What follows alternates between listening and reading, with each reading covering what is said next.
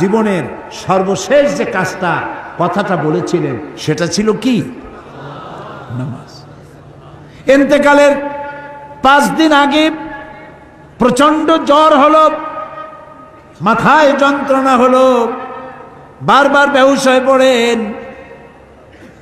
যে রাত্রে ইন্তেকাল করবেন সেই রাত্রে সাহাবায়ে কেরাম কেউ ঘরে ফেরে নাই, সবাই কাঁদতেছে। সকলের ধারণা নবীজি খুব তাড়াতাড়ি বিদায় হয়ে যাবেন। ঘরের মধ্যে স্ত্রীরা কাঁদেন, জামাই কাঁদে, নাতি নাতনি কাঁদেন। সব থেকে বেশি কাঁদছেন হযরতে মা ফাতিমা রাদিয়াল্লাহু তাআলা আনহা।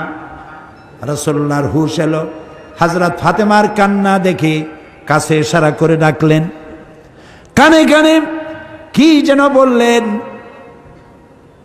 হযরত ফাতেমার কান্না বন্ধ হয়ে গেল। হযরত আয়েশা ফাতেমাকে ডেকে বলেন, মা তোমার আব্বা জান কি তোমারে বলল, কান্না বন্ধ হলো তোমার? হযরত ফাতেমা বলেন, মা আমার আব্বা জান আমাকে কানে কানে বললেন, মা কাঁদিস না, তোর কান্না আমার বরদাস্ত হয় না। আমি তোমাকে সুসংবাদ শোনাই, আমি মরে যাওয়ার পর সবার আগে তোমার সাথে আমার দেখা হয়ে যাবে। হযরত ফাতেমা বুঝতে পেরেছেন এর অর্থ হলো রাসূলের ইন্তেকালের পরে আত্মীয় স্বজনের ভিতরে সর্বপ্রথম ফাতেমার ইন্তেকাল হবে। হয়েছিল তাই। রাসূলুল্লাহ বেহুশ হয়ে পড়লেন, আবার হুশ হলো, আবার বেহুশ হলেন। হজরের পরে হযরত জিবরাইল এসে বলছেন, আসসালামু আলাইকা ইয়া রাসূলুল্লাহ, হে আল্লাহর রাসূল, আল্লাহ আপনাকে সালাম বলেছেন আর তিনি জানতে চেয়েছেন আপনি কেমন আছেন।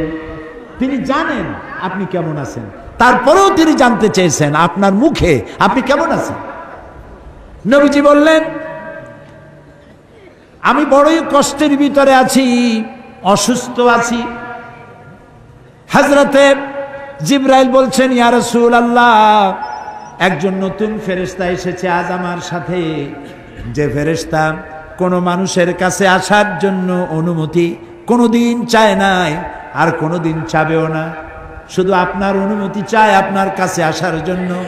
সে ফেরেশতার নাম মালাকুল মউত। হযরতে মালাকুল মউত রাসূলের অনুমতি নিয়ে রাসূলের জাসাদ মুবারকের কাছে এসে সালাম পেশ করলেন। বললেন, ইয়া রাসূলুল্লাহ, আদম আলাইহিস সালাম থেকে নিয়ে শুরু করে এই পর্যন্ত আমি যত মানুষের জান কবজ করেছি আর কিয়ামত পর্যন্ত যত মানুষের জান কবজ করব, কারো কাছে অনুমতি চাই নাই, অনুমতি চাওয়াও আমার লাগবে না। কিন্তু আজকে আসার সময় আল্লাহ রাব্বুল আলামিন আমাকে বলেছেন আমি যেন আপনার অনুমতি চাই। রাসূলুল্লাহ বললেন, মালাকুল মউত, আমি যদি তোমাকে অনুমতি না দেই? হযরতে মালাকুল মউত বলেন, ইয়া রাসূলুল্লাহ, আল্লাহ তাআলা বলেছেন অনুমতি যদি না পাও ফিরে এসো। আল্লাহু আকবার, আল্লাহু আকবার। হযরতে জিবরাইল বলেন, ইয়া রাসূলুল্লাহ, আল্লাহ রাব্বুল আলামিন আপনার সঙ্গে দিদারের ইন্তজার করতেছেন। নবী বললেন, মালাকুল মউত, তুমি তোমার কাজ শুরু করতে পারো। মালাকুল মউত যখন জান কবজ করতে যাবে, রাসূলুল্লাহ বললেন, আয়েশা একটু কাছে আসো। ওই যে সোনা ছিল কয়েক টুকরা, সোনাগুলোর খবর কি? 6 টুকরা, ছোট্ট ছোট্ট 6টা টুকরা সোনা ছিল, সোনাগুলো কই? হযরত আয়েশা বলেন, আমি তার যত্ন করে রেখেছি। নবীজি বলছেন, এক্ষুনি স্বর্ণ টুকরাগুলি সদকা করে দাও। আমি মুহাম্মদ সাল্লাল্লাহু আলাইহি সাল্লাম আল্লাহর দরবারে এই অবস্থায় উপনীত হতে চাই না যে মুহাম্মদের ঘরের ভিতরে সোনা আছে। হযরত ওমর রাদিয়াল্লাহু তাআলা আনহু রাসূলের সঙ্গে দেখা করতে গেছিলেন একদিন। ঘরে মা আয়েশা ছিলেন না। হযরত ওমর সালাম দিয়ে ঘরের মধ্যে ঢুকে দাঁড়ায় দাঁড়ায় কাঁদতেছেন, বাচ্চা শিশুর মতো ডুকরে ডুকরে কাঁদছে। রাসূলুল্লাহ জিজ্ঞেস করছেন, ওমর কাঁদো কেন? হযরত ওমর বলছেন, আমি বিশ্বনবীর ঘর দেখতেছি, ছোট্ট একটা ঘর, এক কোনায় একটা সরাহি পানি রাখার পাত্র কাইতে হয়ে পড়ে আছে, একটা গ্লাস কাইতে হয়ে পড়ে আছে, আর এক কোনায় 1 কেজি কি আধা কেজি জব পড়ে আছে, আর রাসূল শুয়ে আছেন দড়ি দিয়া বুনানো একটা খাটিয়ার উপরে, চাদর নাই, বালিশ নাই, হাত মোবারক মাথার তলে দিয়ে শুয়ে আছে, পিঠ মোবারকে দড়ির দাগ কেটে আছে। হযরত ওমর বলছেন, ইয়া রাসূলুল্লাহ, আমি তো বরদাস্ত করতে পারছি না,